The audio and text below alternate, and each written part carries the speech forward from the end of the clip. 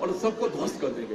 तो कहानियां के कथाकार के रूप में नहीं, इनके भीतर कथाकार के भीतर एक मनुष्य जो बैठा हुआ है, एक इंसान जो बैठा हुआ है, उसके रूप में जवाब देंगे, तब बात बनेगी। नहीं तो कहीं भी उलझा देंगे और मेरे किसी भी बॉल को सीधे बाउंड्री के स्टेडियम के बाहर कर देंगे।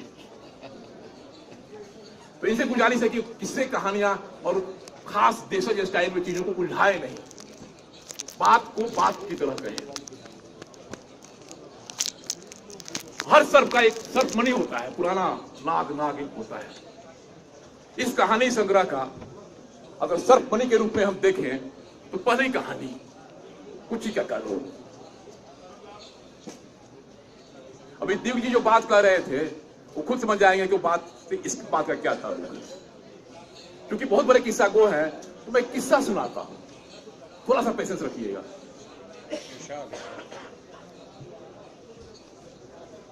कहानी 1940 के दशक की होगी। उसमें एक नायिका है, शादी होती है, उसका पति बाहर चला जाता है, लौटता नहीं है 15 साल तक। इस बीच में 1940 के समय की कहानी है ये। उस समय उस दौर में नायिका का प्रेम प्रसंग होता है मोहल्ले उसी गांव के किसी युवक से, और बच्चे को जन्म देती है। बच्चा भी 13-14 साल का हो जाता है। फिर उसको खबर की जाती है, उसके जो पति होता है कह रहे तुम्हारा बेटा तो जवान हो रहा है। उसको लगता है कि उसको लेकर के आए हम,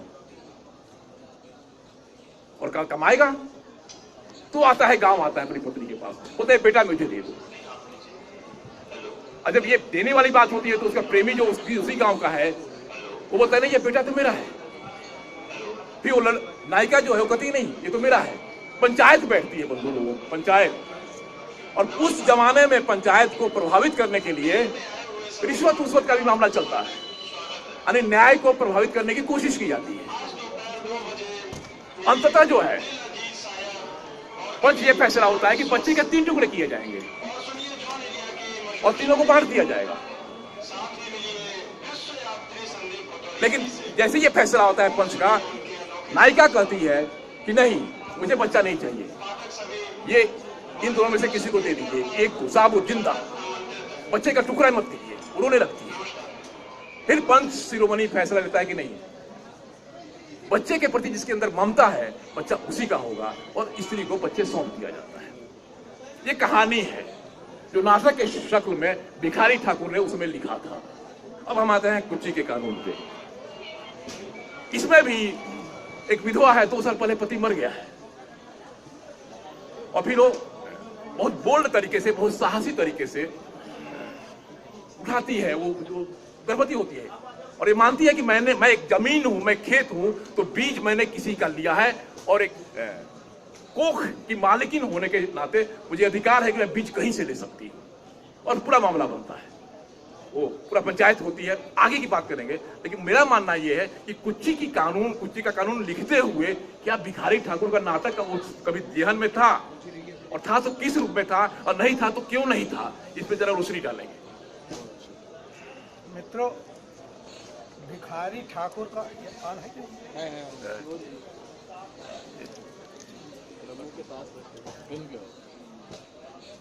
भिखारी ठाकुर के नाटक में जो प्रश्न है वह प्रोडक्ट पे है, बच्चे पे है कि बच्चा किसका है। अच्छी तरह चीजों को कंसीव न करने के कारण पास रखिए सर, मुझे आ रही है। अच्छा पास रखिए बस। वो बच्चे जो प्रोडक्ट है, इस तरह के स्त्री पुरुष संबंध से जो बच्चा पैदा होता है उस पर यह है कि ये बच्चा किसका है। कुची के कानून में ये झगड़ा नहीं है कि ये बच्चा किसका है, इसलिए उससे उसके जोड़ने का कोई औचित्य नहीं है। उसके साथ मैं ये बताना चाहता हूं कि भिखारी ठाकुर से कई कदम आगे जा करके, प्रोडक्ट पे नहीं, उस मुद्दे पे कि ईश्वर ने मुझे कोख दिया है तो मैं जिससे चाहूं उससे इस कोख को भर सकती हूँ, फलवती कर सकती हूँ। कोख स्त्री के पास है, नाक, आंख, कान, हाथ, पैर सब स्त्री अपने मर्जी से चलाती है। कोख उसके शरीर में ईश्वर ने दिया, भगवान ने दिया, प्रकृति ने दिया,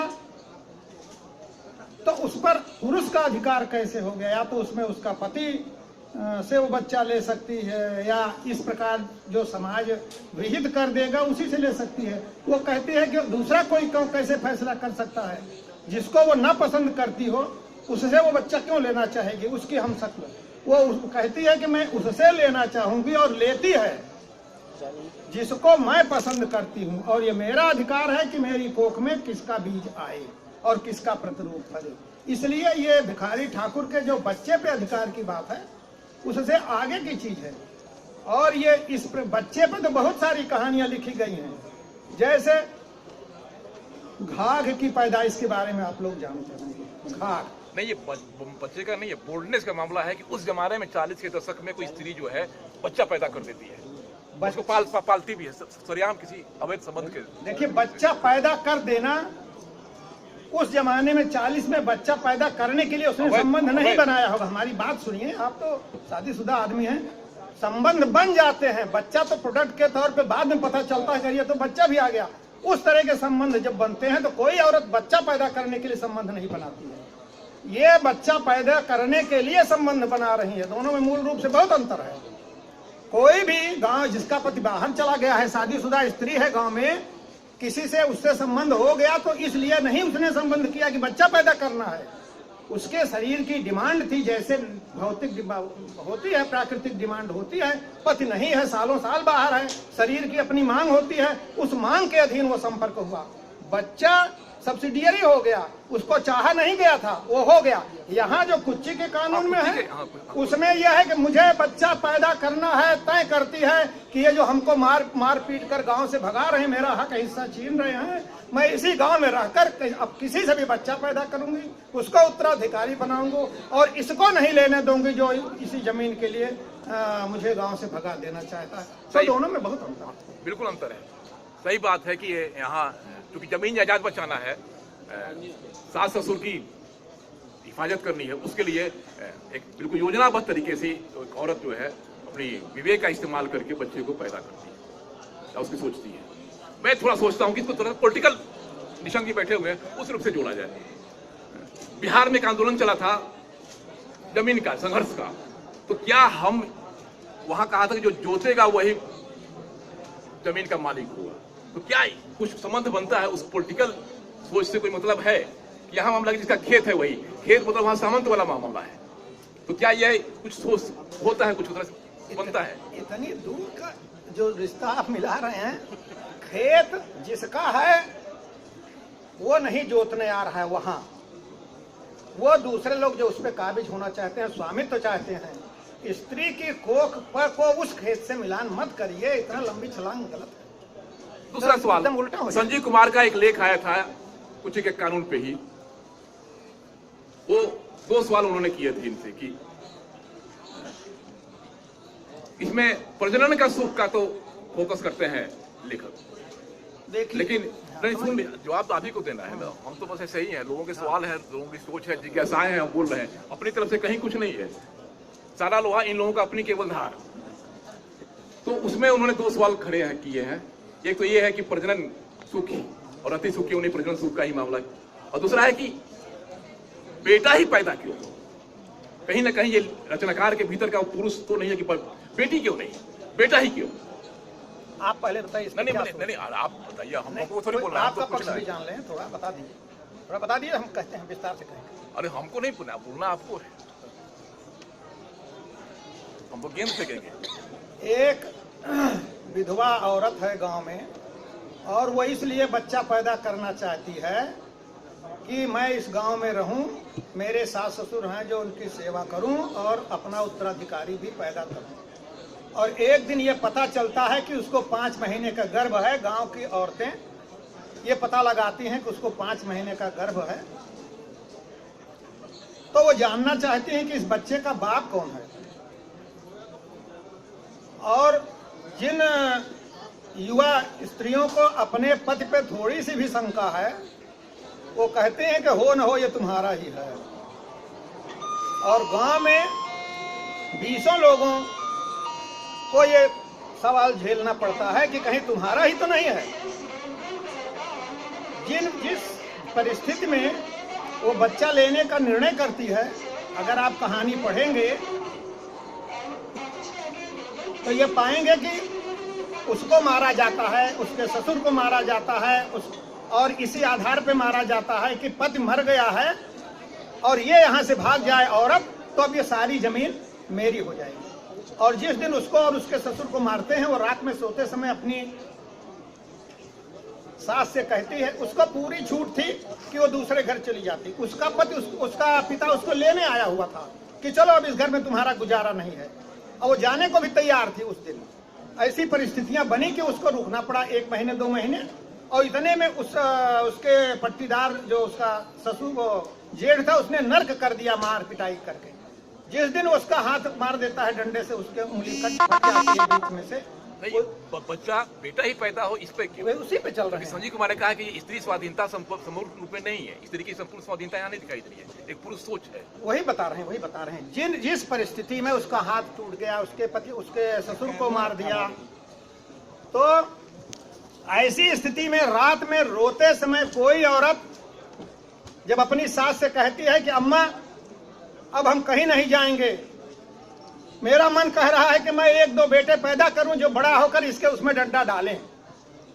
बेटी के लिए नहीं कह सकती थी कि मैं एक बेटी पैदा करूं जो बड़ा होकर इस हरामजादे के उसमें डंडा डाले। ये बिल्कुल व्यावहारिक बात है, इसलिए कि वो संजीव कुमार कैसे इस बात को नहीं समझे, और कैसे जो ऐसा समाज है वो मतलब एक अवैध संतान को कैसे बेटी स्वीकार करेगा, कहानी है तो गाँव में अब भी ये चीजें हैं। इसका जवाब तो ये है ना कि जवाब तो यही था, सोचना ठीक है कि उसका बेटे का, लेकिन वो अगर बेटा ही पैदा हो गया तो उसमें क्या दिक्कत है? बेटा पैदा हो जाए, बेटी पैदा हो जाए तो उसके हाथ में है ही नहीं। हाँ, है ही नहीं। लेकिन वो बेटी भी हो सकती है। जिस दिन उसने कहा है, उसकी मानसिकता ठीक है उस औरत की, और ऐसी और ये बिल्कुल उसका व्यवहारिकता है, ऐसी ही सोचती है प्राय ये नहीं कह रही, वो तो ठीक है कि उसने व्यवहारिक एक चीज सोच लिया है, क्या होगा फिर उसके हाथ में भी नहीं। लेकिन जो समाज का है, जहाँ की ये कब्जे की है कि भाई इसका बच्चा नहीं है तो हम कब्जा कर लें, वो अवैध संतान को कैसे स्वीकार करेगा? वो तो फिर वही तो हस्तक्षेप करवा रहा है। वही अगली कहानी यही होगी क्यों अवैध क्या होता है और वैध क्या होता है। दूसरी चीज दूसरा प्रश्न है कि लेखक ने इस कहानी में उसको 5 महीने का गर्भ हो गया और कहीं नहीं उसने दिखाया कि उसको रति सुख कैसे मिला। मतलब जो संसर्ग उसने किया किसी पुरुष से, तो उसमें उसको जो आनंद मिला, रति का आनंद मिला, उसका कहीं इसने वर्णन ही नहीं किया है। ये भी नासमझी की ही बात है कि इतने चोरी से उसने किया कि 5 महीने तक गांव में किसी को पता नहीं चला, और बाद में भी किसी को नहीं पता है कि किसके साथ इसका संबंध हुआ। वहां ये एक आलोचक ये मांग कर रहा है कि वो दिखाते कि फला आया और उसके साथ वो गई, 2-4 दिन रही या सोई, और उसके बाद दिखाया कि कैसे आनंद उसको मिला, उसका वर्णन करे। ये भी बहुत ही नासमझी की बात मुझे लगती है। जब सारी बातें गोपनीय है, उसकी सास ससुर तक नहीं जानते, उसका ससुर भी कहता है कि किसका है, तो कहा मुझे क्या पता, तो कहा ले जा कहीं, इसको गिरवा दे, कंटक खत्म कर। यानी कि उसकी सास भी नहीं जानती किसका है, उसका ससुर भी नहीं जानता, गांव वाले भी नहीं जानते कि किससे बच्चा ले आई। उस परिस्थिति में कहानी में एक आलोचक ये मांग करते हैं कि जो रति सुख उसने मिला उसको, उस बच्चे को कंसीव करने के दौरान, उसका भी उसमें एक अध्याय डाला जाना चाहिए था। यानी जो कहानी की क्षमता है कि पता ही नहीं चल रहा है कि किसका बच्चा है, उसको वो पहले ही कह रहे हैं कि बता देते किसके साथ वो सोई है और कैसे उसको आनंद मिला। तो वो तो बहुत सारी जो इसमें अगले सुन लीजिए, बता दिए होते तो बड़ी दिक्कत नहीं, तो पूरा नहीं बताने की बात ही नहीं है। कहाँ कोई रति सुख को वर्णन करता है? वो उसका मूल मुद्दा क्या है? उसका मूल मुद्दा है बच्चा मुझे मिले, रति सुख उसका महत्व उसके लिए महत्वपूर्ण ही नहीं था। ये जो कंसेप्ट जो जहाँ से चीज ली गई है उसको अगर पूरी तरह समझते हैं तो ये बात ना कहते। वैसे आज के रुकिए, ठहर दीजिए भाई, सवाल बहुत है ना। मैंने कहा था ये कहानी ज्यादा नहीं। देखिए, एक जैसे होते हैं एक डॉक्टर और एक होते हैं झोला। जिसकी ओर मैंने इशारा किया तो वो वही लेके गए, कहानी नहीं, बात की बात। रुकिए, अरे ऐसे थोड़े ना, अब आप आए हैं तो सुनिए। एक होते हैं कसम तोड़ रहे हैं डॉक्टर और एक होते हैं झोला छाप डॉक्टर। यही चीज था। झोला छाप डॉक्टर जो होते हैं वो उनके लिए कोई मर्ज, कोई बीमार आदमी, मरीज गेट से बाहर जाने नहीं देते। वो कहते हैं लाओ ड्यूरोबुलिन लगा देते हैं, ताकत आ जाएगी। तो ये जो विमर्श वाले आलोचक, झोला छाप आलोचक हैं, इनको या तो स्त्री विमर्श चाहिए तो उसमें रति सुख चाहिए, दलित विमर्श चाहिए तो उसमें लाठी गोली चलनी चाहिए। तो आलोचक और झोला छाप आलोचक में अंतर करिए, और झोला छाप आलोचकों पर ही चलते रहेंगे तो बाकी आलोचक तो किनारे हो जाएंगे। संजीव कुमार को झोला छापा कह रहे हैं। नहीं, हम ये नहीं कह रहे हैं। नहीं, सवाल तो उन्होंने उठाया। चलिए अगले सवाल की ओर आते हैं। मामला और ओवरऑल मेरा मानना है कि कहानी के बहाने शिवमूर्ति जी के कथा व्यक्तित्व पे भी बातें होनी चाहिए, उसमें फोकस होनी चाहिए। चर्चा होगी, आएगी बारी, लेकिन चूंकि नियोग की बात करते हैं ना, नियोग की बात है। अगला इल्जाम ये है, अगला सवाल ये है, और ये इल्जाम मेरी ओर से नहीं है, भारत जी की ओर से है, तमाम लोगों की ओर से है कि ये इसी में नहीं, अधिकांश कहानियों में इनके यहाँ खाना, रहना, भूख वो कोई मसला नहीं है, बड़ा मसला नहीं है। इनके यहाँ लगभग हर कहानी में, हर दूसरी कहानी में वो आता है, सेक्स आता है, प्रसंग आता है, स्त्री प्रसंग आता है, और बड़ी प्रमुखता के साथ आता है। यहाँ तक कि कई कहानियों में तो दलान में भी स्त्री प्रसंग दिखा दिया गया है, उसके लिए भी इन पर इल्जाम लगा था। तो ऐसा क्यों कि बड़ी समस्याओं को छोड़ करके कुछ पॉलिटिकल चीजें हैं, आखिरी छलांगों किसानों का, चाहे और भी चीजें हैं, वोट वाला मामला है जिसमें बनाना रिपब्लिक है, लेकिन अधिकांश कहानियों में स्त्री वाला मामला होता है। जैसे मैत्री जी की आई थी, उनकी कहानियों में प्रश्नों में भी आता है। तो क्यों ऐसा होता है कि और मसले छोड़ करके ये चीजें बार बार दलान में आपने दिखाया था, इसलिए भी किसी ने कहा था, शायद सिद्धार्थ ने या किसी ने कहा था कि किसी कहानी में दलान के अंदर बताइए ना किसने दिखाया था। स्त्री प्रसंग आता है, कई कहानियों में स्त्री प्रसंग आता है। क्यों ऐसा है कि अहम मसले छोड़ करके अभी तो ये कह रहे हैं, इनका एक आलोचक कह रहा है कि रत सुख दिखाया ही नहीं, कैसे और अभी कह रहे हैं कि आप सब कुछ यही दिखाते हैं। तो दोनों में क्या सही है, किस पर आप स्टैंड करते हैं? नहीं, आप जो बच रहे हैं ना कि हमने वो नहीं दिखाना चाहते, बाकी जगह क्यों इतना ज्यादा एक्सपोज मार रहे हैं? अच्छा, चलिए, रत सुख आदमी को जहाँ सुविधाजनक होगा, जहाँ सुरक्षित होगा, कहीं भी कर सकता है, घर में कर सकता है, जंगल में कर सकता है। गांव के आदमी, देखिए हम आपको बताएं, इतने सारे लोग हैं, बताना पड़ेगा। आप इतने दिन रहे हैं, मुझे लगता है गांव छोड़ के जल्दी चले आए हैं। जब 40, 50, 60 की उम्र हो जाती है, बेटे जब घर के अंदर जाने लगते हैं, बहुएं आ जाती हैं, तो पिता का घर के अंदर पत्नी के पास जाना बंद हो जाता है। और फिर उसको कभी कभी मौका मिलता है। उस दिन वो जब कहता है कि आज तो सिर में बड़ा दर्द है, आज तो धूप लग गई है, तो घर में लोग, जो बहुएं हैं, वो भी जान जाती हैं कि आज अम्मा को तेल मालिश के लिए बाबा के पास जाना पड़ेगा दलान में। बहुएं जान जाती हैं कि इस सिर दर्द का मतलब क्या है। अगर घर के मुखिया के पास, जिसकी बहुएं घर, जवान बहुएं घर में आ गई हैं, जवान बेटे हैं जो घर के अंदर रात में पत्नी के पास जा रहे हैं, तो उसमें पिता भी उसी तरह नहीं आ सकता है। तो वो दालान में जहां रह रहा है, 1 महीने 2 महीने में जब उसको लगा कि जरूरत है, तो यही कहता है कि आज सिर में बहुत दर्द है, जरा तेल ला के ठोक देना, तो गर्म तेल कर दी है। लेकिन बहुएं जानने को सब जान जाते हैं, तो कहते हैं कि अम्मा आज आपकी जाने की बारी है, कहिए तो आपकी गौने वाली साड़ी निकाल दें, वही पहन के जाइए। इस तरह मजाक करती हैं। और ये व्यावहारिक है, हकीकत है, सच है। जिसको नहीं समझ में आया, जिसने वो दुनिया नहीं देखी है, वही इसको अव्यावहारिक कहेगा। इसमें कहानी है बनाना रिपब्लिक। आप बताइए, मैं जो उदाहरण दिया, ये आप सहमत हैं कि नहीं? वोटिंग बाद में कर दिया जाए। वोटिंग की बात नहीं है। जो पहली बात ये है, इसमें कहानी है, और कहानियों पे आते हैं। जैसे कि आपकी आग्रह है, बनाना रिपब्लिक बहुत खूबसूरत कहानी है और बहुत पॉलिटिकल कहानी है। आमतौर पर इन पे इल्जाम लगता है कि नॉन पॉलिटिकल हो जाते हैं कहानियों को लिखते हुए, कहा जाता रहा है। लेकिन इस कहानी को लिख करके और इस तरह से वोट की राजनीति है, सारा कुछ है, वो बहुत खूबसूरत है। अंतिम में जो दिखाया गया है ठाकुर को, और जो दृश्य है 3-4 पैराग्राफ में, और अंत में फिर ठाकुर जो है उनके साथ नाचने लगता है, उनको नचवाया जाता है। वो उस सोच को, उस दृश्य को लाने के पीछे क्या सोच रही है?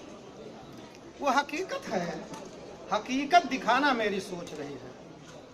वो गांव के चुनाव पर कहानी है जिसमें आरक्षण आजकल आ गया है, तो अगर दलित के नाम पर आरक्षण हो गया तो भी चाहते हैं पुराने लोग जो अभी तक प्रधानी जीतते आए हैं और उसका लाभ लेते आए हैं कि किसी तरह ये मेरे कब्जे में रहे, और उसको जितवाते हैं, पैसा खर्च करते हैं, उसकी तरफ से लंगर चलवाते हैं। उन्हीं के हलवाहे का बेटा है, लेकिन जैसे ही जीतता है वो बनाना रिपब्लिक, क्या शीर्षक भी जान लीजिए कि क्यों रखा गया। लैटिन अमेरिका वाला, लैटिन अमेरिका में जहां केले की बहुतायत है, वहां प्रेसिडेंट को जिताने के लिए चुनाव होता है। प्रेसिडेंट को जिताने के लिए केले की कंपनियां, बहुराष्ट्रीय कंपनियां अपना पैसा लगाती हैं कि मेरे माफिक प्रेसिडेंट हो जाएगा तो मैं अपने हिसाब से वहां कानून बनवा लूंगा और कम दर पे लेबर लूंगा, कम दर पे रॉ मटेरियल लूंगा और मुझे फायदा रहेगा। ये बनाना रिपब्लिक की बात गांव का मुखिया, गांव का सवर्ण ये सोचता है कि हम गांव के दलितों को भी बनाना रिपब्लिक की तरह अपने कब्जे में रखेंगे और जहां हम कहेंगे जो चाहेंगे वो करेगा। लेकिन जैसे ही उनका हलवाहे का बेटा गांव में जीतता है मुखिया के चुनाव में, वो तो इंतजार कर रहे हैं माला वाला बना करके अभी मेरे दरवाजे पे आएगा, क्योंकि सारा खर्चा मैंने किया है और यही 10, 20, 50 कुर्सियां मंगवाऊंगा और लोग देखेंगे मेरा जलवा कि भले प्रधान वो हो गया, वो मेरा ही आदमी, इसका मतलब मैं ही प्रधान हूँ। उनकी श्रीमती जी उसके लिए माला वाला गूंथती हैं, बल्कि वो कहती हैं, उनकी श्रीमती जी बहुत नाराज हैं कि फलानवा के लिए मुझसे माला गुथवा रहे हैं, मैं फलानी स्टेट की राजकुमारी हूँ, अब एक दलित के लिए मुझसे माला गुथवाने की बात कर रहे हैं। और कहते हैं अरे महाराज प्रधानी तो मुझे करनी है, गूंथ दो, कोई बारक नहीं। माला गूंथ देती हैं और लेके सब लोग माला खड़े हो जाते हैं, और जब उसका जुलूस आता है तो आता गया, ढोल ड्रम बजता गया और ऐसे बगल से वो अपने दरवाजे पे चला गया या देखते खड़े रह गए। तो उनकी मलकिन जो है माला उठा के चौकी के नीचे फेंक दी, दोगला निकल गया बदमाश। ये थोड़ी देर सोचते हैं, फिर कहते हैं अब इतना पैसा मैंने खर्च किया है, जितवाया है, जीत चुका है, अब ये हाथ से चला जाए ये तो ठीक नहीं है। तो कहते हैं नहीं, कुछ करना होगा। वो घुटना टेक कर चौकी के नीचे से माला निकालते हैं। घुटना टेकना वहाँ निकालते हैं और जेब में डाल के जाते हैं वहाँ, और वहाँ सारे दलित छोकरे दारू वारू पी करके नाच रहे हैं। इनको देखते हैं, इनको कोई देख ही नहीं रहा है। तब तक वो जग्गू जो जीता है देख लेता है, इनके पास आता है और वो जग्गू के गले में ठाकुर साहब माला डाल देते हैं, वो माला निकाल के इनके गले में डाल देता है। फिर वो लड्डू का डिब्बा लेकर के आते हैं कि खाइए, लड्डू निकाल लेते हैं। थोड़ी देर में फिर वो पानी लेकर के आता है अपनी गिलास में। तो आज की इतनी स्थितियां हैं गांव में कि किसी दलित के गिलास में कोई ठाकुर या कोई ब्राह्मण पानी पीना पसंद नहीं करेगा। औचक कहीं पड़ जाए, या तो पढ़ा लिखा समान वर्ग का हो, एक तरह के अध्यापक हो, एक तरह के अधिकारी हो, तभी कर सकते हैं। उसी गांव का दलित है, उन्हीं का हरवाहा है, जात से छोटा है, तो उसके गिलास में पानी पीना नहीं पसंद करेंगे।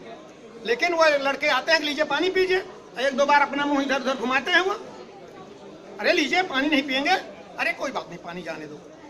कवा साहब मेरे गिलास में पानी नहीं पियेंगे, आज भी हमको वही समझते हैं, तो हमारी आपकी कई दिन निभाएगी। ये संकट में पड़ जाते हैं। कहते हैं अरे पानी पीने से ही एका बनता हो तो कहो मैं बाल्टी भर पी जाऊं, और लेके गिलास घटाघट पी जाते हैं। फिर वो दोनों तीनों चारों लड़के जो दलितों के नाच रहे हैं कहते हैं आइए, उनका हाथ पकड़ लेते हैं, जैसे बारात रात में नाचते हैं लोग, उनका हाथ पकड़ के नचाने लगते हैं। तो तीसरा कहता है अरे कमरिया भी लचकाइए ठाकुर, कहानी वही खत्म। तो फिर कमर भी लचकाने लगते हैं। तो ये बात है, मैंने ये दिखाने के लिए कहा है कि परिस्थितियां गांव की बदल रही हैं। अब दलित वो दलित नहीं है और ठाकुर साहब उसी तरह रहकर जिंदा नहीं रह सकते हैं। इससे ज्यादा मैसेज क्या आएगा उसको? हाँ, ये बदलाव का एक सूचक है कि जो सामंत है, जो ठाकुर है, वो नाच रहे हैं, जो अब तक नाचाते थे वो अब नाच रहे हैं। ये एक बदलाव है। लेकिन इसी बदलाव के प्रसंग में आपसे किसी और आलोचक ने कहा होगा, मेरी बात नहीं है, कि शिवमूर्ति जी इस कहानी के बहाने या इस कहानी के आलोक में राजनीतिक परिवर्तन के बगैर सांस्कृतिक परिवर्तन की बात करते हैं। तो आपको क्या लगता है कि राजनीतिक परिवर्तन उस तरह से हुआ नहीं है या संस्कृति परिवर्तन, दोनों में से पहले क्या चीज? अब वो आलोचक कौन है मैं जानता नहीं हूँ, लेकिन ये बताइए कि वो सवाल आपका इंटरव्यू है, वो ब्रजेश यादव है। मैं कह रहा हूँ राजनैतिक परिवर्तन के बगैर सांस्कृतिक परिवर्तन शिवमूर्ति चाहते हैं। अगर किसी ने ये सवाल किया है तो उसको समझना चाहिए कि ये जो चुनाव जीत कर आया है गांव में, वो राजनीतिक परिवर्तन नहीं है।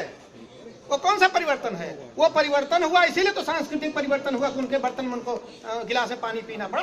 इतना साफ साफ दिखाई दे रहा है। अगर किसी को नहीं दिखाई दिया तो आप तो महाराज सवाल पूछने के लिए निकले थे, तो आपको देख लेना चाहिए। हम तो और कुछ देखेंगे।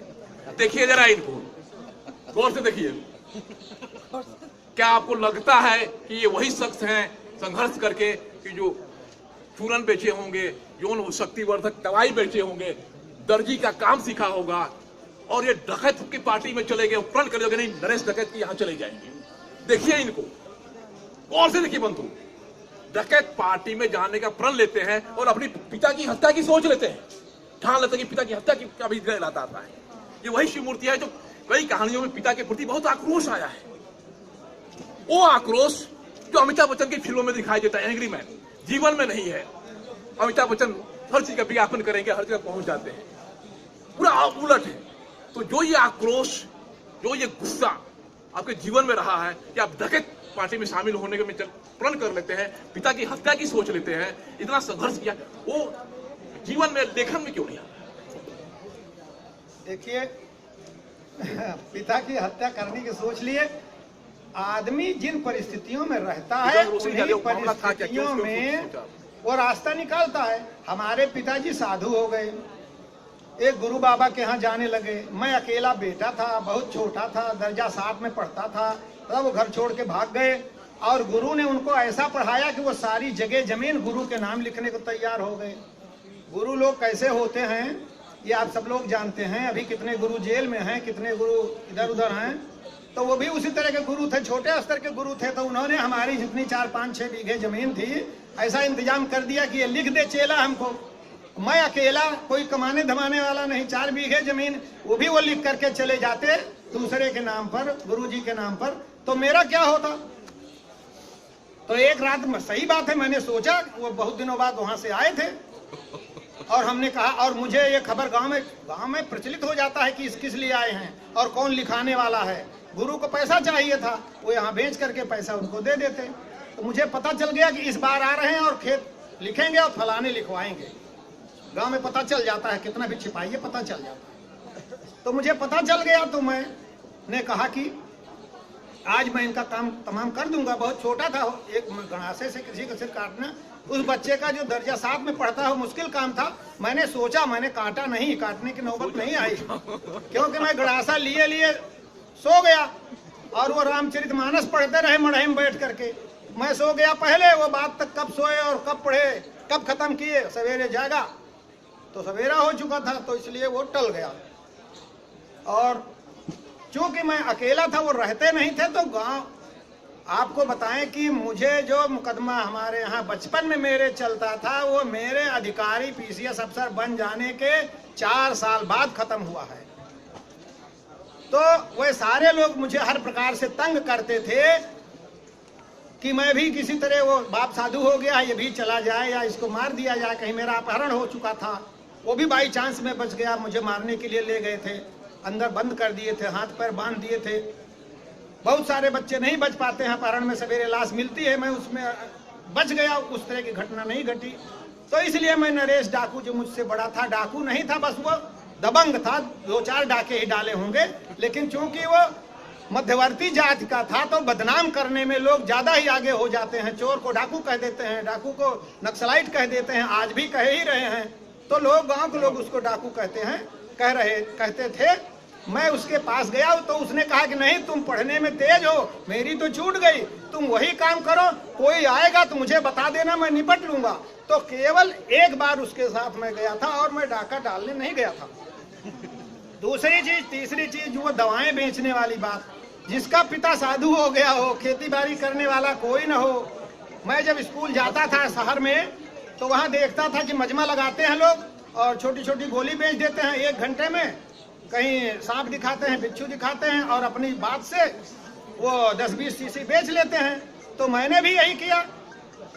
हमारे पड़ोस में एक आई हॉस्पिटल में काम करते थे, इतनी छोटी छोटी शीशियां होती हैं, उसमें रबड़ की ढक्कन लगा होता है, उनसे हम 1 रुपए में 100 शीशी खरीद लेते थे और खड़िया मिट्टी में पीला रंग मिला के छोटी छोटी गोली बना लिए, उसमें भर दिए, ऊपर लिखवा दिया गर्भ निरोधक बटी, और मेले में बिक जाती थी, 1 रुपए में बिक जाती थी। गर्भ निरोध करने का हर जमाने में जरूरत पड़ती है आदमी को। अब मतलब पुरुषत्व बढ़ाने की और गर्भ निरोध की ये 2 सनातन समस्याएं हैं। तो हमारी 10-20 रुपए की बिक जाती थी, उससे हमारा काम चलता था। तो मेरा कोई ऐसा इंटेंशन मैंने किसी दूसरे का नुकसान किया हो, किसी घर में वास्तव में डकैती डाल दी हो, ऐसा कुछ नहीं। डकैती की बात हो रही है, मतलब हिंसा, इसके जस्ट उल्टा मोहब्बत। एक मोहब्बत भी है इनका, तवायफ है, दोनों शिव हैं, वो शिव कुमारी हैं या शिव मूर्ति हैं। और अगर मैं गलत नहीं हूं तो शायद 40-45 साल हो गए उस रिश्ते को।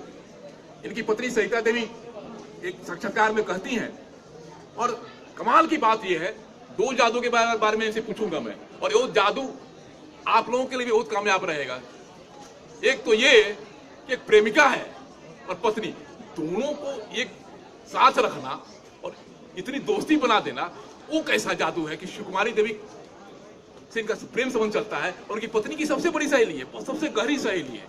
हालांकि इनकी पत्नी जगह कहती है, वो भी मैं जानना चाहूंगा, पत्नी जगह कह रही है कि इनके बारे में कि संबंध बनाने में बहुत आगे है। और बहुत आगे का मतलब क्या होता है, आप बताइए। और ये कि जादू कौन सा है कि प्रेमी और पत्नी को, प्रेमिका और पत्नी को एक साथ आप इतनी गहरी दोस्ती करते हैं, ये जादू कौन सा है? देखिए, मैंने प्रेमिका कहीं नहीं कहा है, उनको अपनी मित्र कहा है। वही कहा जाता है, और कहा वही जाता है। जब तक वह दिन मानवता का सबसे उत्कर्ष का दिन होगा या दोस्ती का सबसे उत्कर्ष का दिन होगा, जिसमें स्त्री और पुरुष के संबंध में कहीं भी सेक्स ना आए, बिना सेक्स को बीच में लाए अगर किसी स्त्री और पुरुष की मित्रता है तो मैं इसको मित्रता की उदात्ततम श्रेणी मानता हूँ। और शिवकुमारी जी से मेरी मित्रता इसी श्रेणी की है। वो हमारी मित्र भी हैं, हमारी उन्होंने बहुत मदद किया है और मुझसे 3-4 साल बड़ी हैं। गांव में जब मेरा घर बन रहा था, वो उनका नाचने गाने का पेशा है और नाचने गाने के पेशे में रहने वाली हर स्त्री गलत ही हो ऐसा नहीं मानना चाहिए। मेरे गांव में मैंने आपको बताया ही कि हमारे पिता साधु हो गए थे। हमारे घर हमारे विरोधी एक रात आकर के मेरा खपड़ा नरिया पीट डाले थे, जिससे छाजन होती है उसको लाठी लाठी पीट दिए थे। फिर बाढ़ में मेरा घर गिर गया था, तो हमने कुछ इंतजाम पैसे का करके घर बनाने के लिए कच्ची जमीन मिट्टी की दीवार उठती है, उस पर खपड़ा छाया जाता है, ठेका दिया गांव के लोगों को, कुछ लोगों को जो काम करते थे। तो कई लोगों ने मिल करके, गांव के उन्हीं लोगों ने, दबंगों ने, जिनसे हमारे झगड़ा था, उन्होंने उसको उन मजदूरों को भगा दिया। वो एडवांस भी ले गए और आधे पे हमारा काम रोक दिए। और बरसात आने वाली थी, कच्ची मिट्टी की दीवार, तो बेकार हो जाता हमारा सारा मेहनत। उस जमाने में शिवकुमारी जो नाचने गाने से 1000 रुपए प्रति रात कमाती थी, वो आई हमारे घर पर और मेरा पूरा मिट्टी जब तक नहीं हुई 1.5 महीने खुद गड्ढे से मिट्टी गीली ला कर